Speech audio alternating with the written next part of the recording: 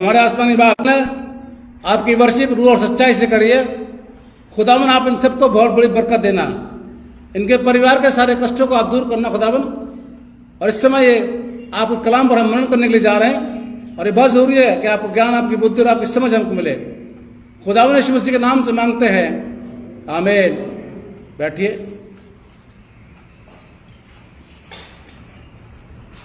आज बीवियाँ थोड़ा खुश हो जाएंगी, बीवियाँ खुश हो जाएंगी क्योंकि आज बीवियों का ही है। मैं तो देखो पहले बना के रखता हूँ, मेरे तो ये बंधे हुए रखे फरवरी के पूरे। आप लोग मत सोचना कि मैं देख के बोल रहा हूँ। आज का टॉपिक पढ़ लीजिए,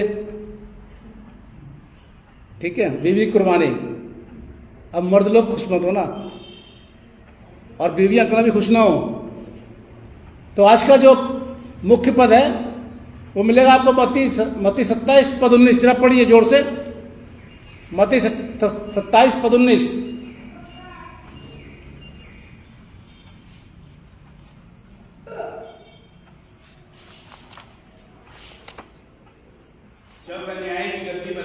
जब वो न्याय की गद्दी पर बैठा हुआ था तो उसकी पत्नी ने कहला भेजा, तू धर्मी के मामले में हाथ न डालना, क्योंकि मैंने सपने में उसके कारण बहुत दुख उठाया है। थैंक यू भाई। तू उस धर्मीकरण, ये पिलातुस की पत्नी है और यीशु मसीह को सजा दी जा रही, मुकदमा चल रहा है यीशु मसीह पर। अभी आ रहे हैं, 5 तारीख के बाद आ रहे हैं सब लैंडेज, ठीक है। बना दूंगा प्रोग्राम आपके सबके। तो पिलातुस की पत्नी ने रात को सपना देखा। सपने में बोला क्या होगा उसको? दुख हटाने का मतलब बोला कि देख वो धर्मी है, ऐसा नहीं होना चाहिए। पिलातुस की पत्नी ने अपने सेवक से कहला भेजा पिलातुस को, क्योंकि बीवियां सुबह वहां पर नहीं जाती थी राजदरबार में, जब राजगद्दी पे बैठते थे लोग, कि उसको हाथ में डालना, उससे कुछ मत कहना क्योंकि वो धर्मी है। और आगे लिखा हुआ है पिलातुस ने प्याले में हाथ धो लिए कि भाई अब तुम लोग जानो, मेरा तो उस पर कोई दोष नहीं है।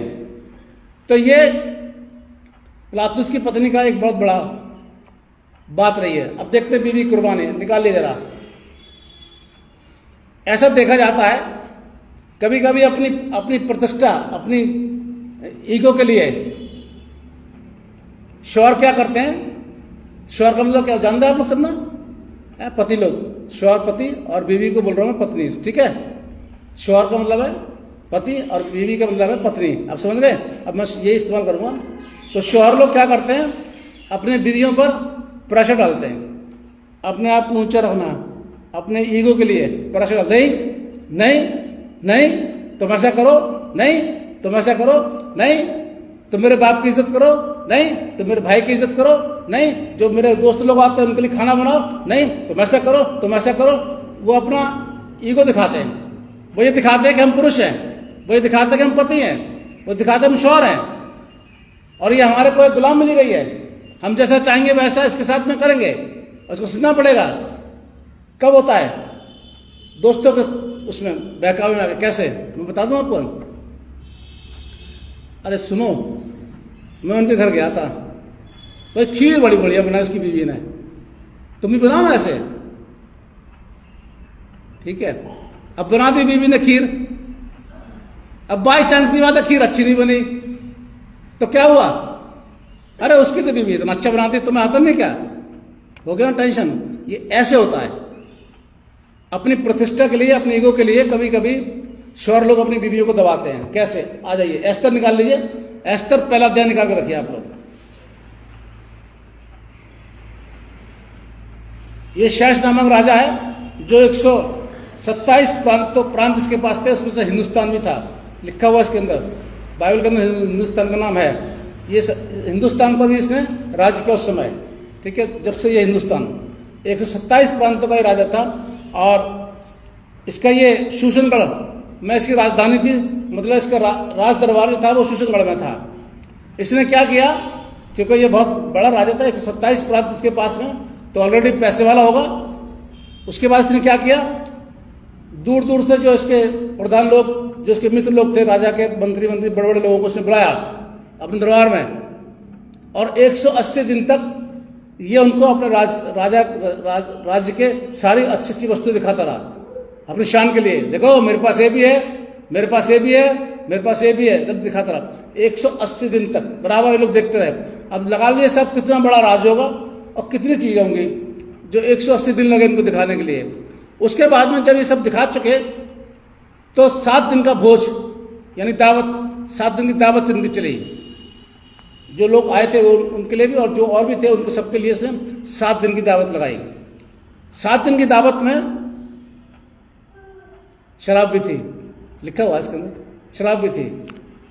लेकिन मैं हकीकत बोलता हूं, मैं छिपाता नहीं पाया कोई बात। अगर नेगेटिव बात है वही बोलूंगा मैं, ऐसी बात नहीं है।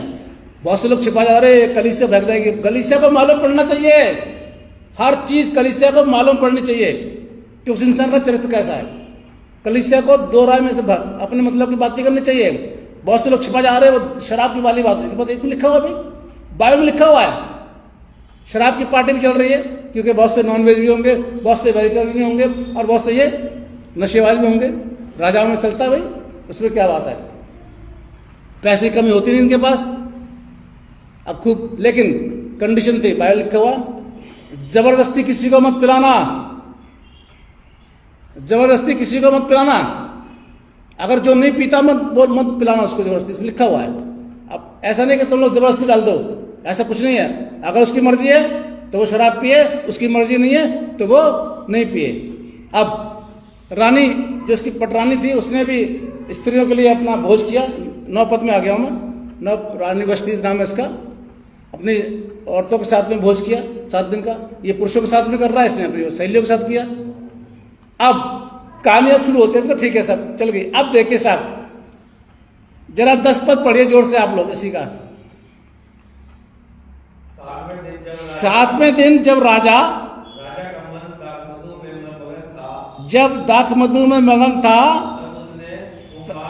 एक मिनट भाई, 7वें दिन जब शराब चल रही थी और ये शराब पी के मगन था, पौलुस कहता है मतवालापन मत दिखाओ, शराब पी करके मतवालापन मत दिखाओ, नालियों में मत पड़े रहो, घर में झगड़ा मत करते रहो, कपड़े मत फाड़ो। पौलुस को कहने का मतलब ये है। और ये मगन हो गया। जब ज्यादा पीने के बाद में इंसान मगन हो जाता है तो उल्टी सीधी हरकतें करता है, फैसले भी अलग अलग करता है। अब मुझे नहीं पता आप लोग कितने लोग ड्रिंक करते हैं, मैं खैर ये आप लोग का पर्सनल मामला, मुझे नहीं जाता हूँ, इससे मुझे कोई लेना देना नहीं। आप ड्रिंक करते स्मोक करते वो आपका पर्सनल मामला है, वो करिए। मैं कोई पाबंदी नहीं लगाता किसी के ऊपर कि नहीं साहब आपको ड्रिंक नहीं करनी है, अगर आप ड्रिंक करोगे तो आप मेरे चर्च में, मेरी तरफ से कोई पाबंदी नहीं जी, सीधी सी बात है। क्योंकि बाइबल में पाबंदी नहीं है, मैं लगाऊं पाबंदी, वो आपका पैसा, आपका शरीर, आप कुछ भी करिए। मैं तो यहाँ पर जब आप आते तब मैं बिल्कुल खुदा घर में जब आता तब रूहानी तरीके से आइए बिल्कुल। बाकी आपकी जिंदगी है, हफ्ते भर क्या कर रहे हैं, मुझे आपकी पर्सनल लाइफ में दखलंदाजी करने का कोई अधिकार नहीं है बिल्कुल भी। तो पी के मतवाला हो गया, हरकतें देखो साहब इसकी। अब पी के इतना मतवाला हो गया तो ये कहता है, क्योंकि इसने अपने कर्मचारी से बोला कि पटरानी को रानी को राजमुकुट पहना के लाओ, मैं अपने दोस्तों को दिखाना मांगता हूं कि मेरी पत्नी कितनी सुंदर है। बाकी में सुंदर थी, लिखा हुआ कितनी सुंदर है, बताइए साहब। सब नशे में बैठे हुए हैं। तो नशेबाजों के बीच में, मैं तो ये शब्द इस्तेमाल करूँ ना, नशेबाजों के बीच में अपनी बीवी को लेकर बोला रहा है। अरे तेरी बीवी सुंदर है, ठीक है कोई बात नहीं, अच्छी बात है, सुंदर है तो, लेकिन उसका मतलब क्या है कि सबको नुमाइश बनाएगा तो अपनी बीवी का यही बोलेगा सब दिखाओ सुंदर है। रानी नहीं आई, ये कुर्बानी, इस रानी की कुर्बानी है। रानी उसके बुलावे में राज दरबार के अंदर बिल्कुल नहीं आई जहां पर दावत चल रही थी, लिखा हुआ है के अंदर। यह बात राजा के सेवकों ने बताई आके कि रानी ने मना कर दिया। भाई राजा तो ईगो वाला है, मैं राजा, मेरी बीवी मना कैसे कर दिया है? अगर आपकी बीवी किसी काम को मना कर दे तो आप क्या करोगे है? कैसे करोगे आप? अरे मना कैसे करती है जी, ऐसा नहीं होना चाहिए। अब राजा गुस्से में आ गया, गुस्से में आ गया, इसने बुलाया लोगों को, आगे लिखा हुआ, अब मैं आ गया हूं 13 पद में। लोगों को बुलाया जो उसके कर्मचारी थे, सलाह मशवरा किया कि भाई मेरी बीवी ने आने से मना कर दिया, क्या निकाला जाए। अब लोगों ने बोला पद 19 जरा पढ़ो भाई इसका, ये ऊपर तक आप पढ़ रहे, पद 19 में आ जाइए आप। यदि राजा को स्वीकार हो तो यह आज्ञा निकाले और फारसियों मदियों कानून लिखी भी जाए, जिससे कभी बदल ना सके, कि रानी बस्ती राजा शहर के सम्मुख फिर कभी आने ना पाए, और राजा पटरानी का पद किसी और को दे दे। अब बताइए साहब, देखो फैसला है। अरे भाई तू नशे में है, तेरे दोस्त लोग नशे में है, तू अपनी बीवी को बुला रहा है, तेरी बीवी ने मना कर दिया, तूने उसको पटरानी से हटा रहा है, सलाह दे रहे लोग बाग। सलाह पता क्यों दे रहे थे? सलाह इसलिए दे रहे थे कि भाई और जो लोग हैं ना कमेटी वाले वहां बैठे होते, अरे राजा हमारी बीवियां भी ऐसी करेंगी हरकत, लिखा हुआ इसके अंदर, हमारी बीवियां भी ऐसी करेंगी कि हमारी आज्ञा नहीं मानेंगी। वो तो बोलेंगे अरे राजा की पत्नी ने आज्ञा नहीं मानी तो हम क्यों माने, हम तो नहीं मान रहे, हमारे बीवियां भी बिगड़ जाएंगी, इसलिए आज्ञा ये निकालो। आगे भाई 20 पद पढ़िए इसका। अतः जब राजा की आज्ञा उसके सारे राज्य में सुनाई जाएगी, तब सब बीवियां अपने अपने पति का चाहे बड़ा हो चाहे छोटा हो आदर मान करती रहेगी। क्या भैया इससे पहले तुम्हारी बीवी आदर नहीं करती थी? अरे भाई जब रानी बस्ती वहां पर नहीं आई तो इससे पहले क्या तुम्हारी बीवी आदर नहीं करती तुम्हारा है? तुम ये कह रहे हो कि उसको देख करके आदर करेंगे चाहे छोटा बड़ा हो। आगे भाई 21 पद। यह बात राजा और हाकिमों को पसंद आई। देखो साहब, राजा को भी पसंद आ गई और जो उसके वो थे साथ वाले उनको भी पसंद आ गई ये वाली आज्ञा। कौन सी आज्ञा? कि भाई पटरानी का पद से छीन लो, क्योंकि वो तुम्हारे नशेबाज लोग दोस्तों के बीच में नहीं आई। आगे भाई पूरा करिए इसको। और राजा ने ममुकान की सम्मति मान ली। ममुकान का मतलब कमेटी, जो कमेटी थी ना उसकी सम्मति मान ली। आगे और अपने राज्य में अर्थात प्रत्येक प्रांत के अक्षरों में और प्रत्येक जाति की भाषा में चिट्ठियां भेज दी कि सब पुरुष अपने अपने घर में अधिकार चलाएं। अब आप लोग अधिकार में चलाने सोच लीजिए, फिर अगर आपकी बीवी से थोड़ा बहुत भी टेढ़ी बेढ़ी होगी तो गड़बड़ हो जाएगी। फिर ये तो लिख दिया इसके अंदर, अधिकार चलाएं। आगे और अपनी जाति की भाषा बोले। क्या निकाले राजा ने आज्ञा? अब बताइए साहब, ये राजा है 127 प्रांत इसके अंडर में है, हिंदुस्तान इसके अंडर में है।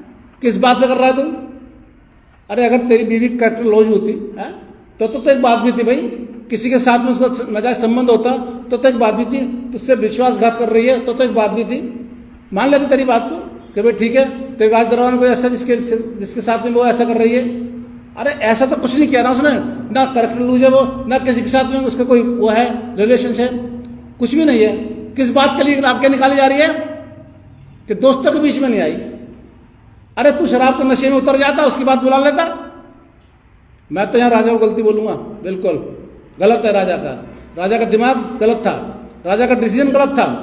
ऐसे फैसले कोई भी शौर न ले, किसी भी तरीके से अपनी बीवियों को दबाने की कोशिश ना करे कि नहीं साहब लाओ मेरे दोस्तों के लिए वो डालो। ऐसा होता है, मैंने देखा कुछ एक गवाहियां दे रहे थे मेरे को, ठीक है ना। ये बाल मेरे सफेद नहीं हो रहे, पता नहीं क्या बात है, लेकिन मुझे सब पता है, ठीक है। हाँ सब जानता हूँ मैं कि सब अच्छा दोस्त चार। सुनो ऐसा है मैडम, मेरे दोस्त आ रहे हैं तो वो बोतल उसमें रखी है और बर्फ डाल के ले आना है। बेबी गई बेचारी किचन में, बोतल खोल रही है ला रही है गिलास में, नजरें कहाँ जा रही हैं? मैं स्पष्ट बोलता हूँ, बिल्कुल नजरें कहाँ जा रही हैं? कहाँ जा रही नजरें? बीवी पैक बना रही है, पैक ही बोलते ना, पैक बना रही है तो मुझे पता पैक बना रही है। नजरें कहाँ जाती हैं? किसके ऊपर जाती हैं? गिलास के ऊपर नहीं, बीवी के ऊपर। और शौर बैठा हुआ है, ऐसा होता है।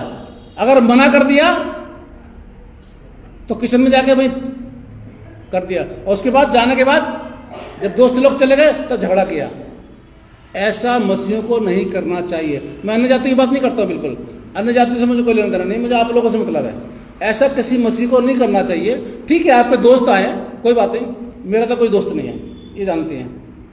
कोई हैं तो बाहर के सब बाहर, चर्च के जो बाहर के, एक दो लोग होते हैं जो घर में आ जाते हैं, बाकी तो बाहर के हैं सब। मेरी दोस्ती घर से बाहर की है, कोई घर के अंदर की नहीं है बिल्कुल दोस्ती किसी के साथ नहीं। हमारा परिवार ही बहुत ऐसे रहता है, हमारे घर में फंक्शन होता तो हमारे बच्चे करते सब जो कुछ करना होता, बाहर कोई नहीं आता। हम बुलाते अपने जो हमारे भाई बहन हैं उनके, बस ज्यादा दोस्ती करेंगे, ज्यादा लोग हमारे घर में आएंगे। अगर हम शादीशुदा हैं तो ध्यान रखिए कुछ ना कुछ गड़बड़ हो जाएगी। मैं फिर बता रहा हूं आपको, ध्यान सुन लीजिए इस चीज के लिए। और सबसे बड़ी चीज ये है,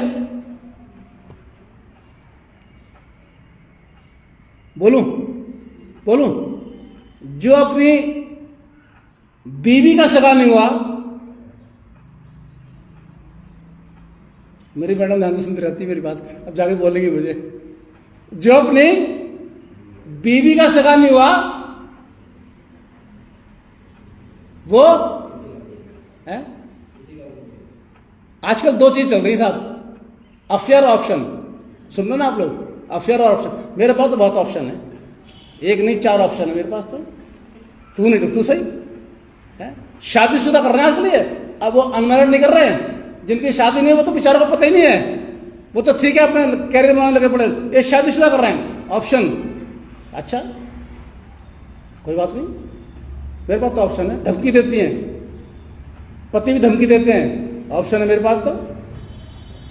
अफेयर, ये भी शब्द सुनाने पड़ रहा है, अभी तक यहाँ पर नहीं आया। अगर ऐसी गंदगी यहाँ पर आगे निकालो, बात खड़ा कर दूंगा, मैं सीधी बता रहा हूँ बिल्कुल, टोटली ध्यान सुन लीजिए। यहाँ पर अगर मैंने सुन लिया कि गंदगी फैल रहा है, अफेयर और ऑप्शन वगैरह की बात हो रही है, निकाल बात खड़ा कर दूंगा मैं। ये चर्च अभी बहुत अच्छा चल रहा है मेरा, बहुत अच्छे लोग, आप लोग बहुत अच्छे लोग आ रहे हैं, सब अच्छे समझदार लोग आ रहे हैं यहाँ पर। ऐसा अफेयर क्यों भैया? अफेयर किससे कर रहे हो तुम? किससे कर रहे हो? तुम्हारे घर में है ना, उससे करो, बाहर वाले से करने से क्या फायदा? फिर सुन लीजिए, जो पति अपनी पत्नी का सगा नहीं है वो किसी का नहीं होता, और जो बीवी अपने पति की सगी नहीं वो किसी की नहीं होती। अब बाकी जो मर्जी करना चाहे कर लीजिए, वो आपकी पर्सनल लाइफ है। तो क्या होता है यहाँ पर, एक जरा सी बात के लिए कि रानी दोस्तों के बीच में नहीं आई जो शराब पिए हुए थे, इसी बात पर क्या हुआ? क्या हुआ इसी बात पर? उसकी पटरानी का पद उससे छीन लिया, एक रेपुटेशन के लिए, एक इमेज के लिए। अरे साहब, ये हमारी बीवियां भी ऐसी करेंगी कि रानी नहीं आई है तो हमारी बीवियां भी ऐसे करेंगी, ये आगे निकाल दी। अच्छी आज्ञा थी कोई है? बताओ, बेचारे सबको तुमने वो अधिकार बना दिया पति को। तो ये बीवी कुर्बानी है यहाँ पर। रानी ने अपना पटरानी का पद त्याग दिया, लेकिन दोस्तों के बीच में, नशेबाजों के बीच में नहीं आई। देख लीजिए साहब, ये बहुत बड़ी कुर्बानी करी है बीवी ने। इसलिए बीवियों के लिए सबक है ये बीवियों के लिए सबक है कि ऐसी कोई बात तो अपने परिवार के अंदर तो मत करिए। और शौहर के लिए भी सबक है कि प्रेशर मत डालिए कि नहीं साहब लेकर के आओ, नहीं साहब हाँ वो ठीक है, आपके चर्च के लोग कोई आए हैं तो ठीक है, चाय वाय दे दी, वो अलग चीज होता है, वो वाला मैटर है। चाय दोस्त लोग आ गए, चाय के कलीसिया के लोग आ गए तो वाइफ ने चाय बना दी, बिस्कुट ला दी, वो अलग चीज होती है। लेकिन इस चीज के लिए नहीं, बिल्कुल नहीं, किसी बात में प्रेशर मत डालिए, क्योंकि वो आपकी बीवी है। यह भाग लाए, शादी हुई है उससे शादी हुई है, चाहे वो कैसी भी शादी, वो अलग मैटर है, वो मैटर अलग है। आपकी शादी हुई है उससे, बीवी आपकी। अब बीवियों को सुन लीजिए आप, मैं बीवियों को बता रहा हूं, ऐसा नहीं कि साहब बीवियों पे ऐसी बात हो गई तो बीवियां भी अरे तो मैं नहीं। अधिकार का मतलब ये नहीं है कि शौहर लोग आप पर अधिकार जमाएं, क्योंकि आप नौकर नहीं उनकी। ये आदम की कहां से निकाल बनाई थी हवा को? हैं? पसली से। सर से क्यों नहीं बनाई भैया? अरे सर की हड्डी से बनाया था, ध्यान सुनिए, पैर की हड्डी से बनाया था? नहीं बनाई। सर की हड्डी से अगर हवा बनती तो पता क्या होता?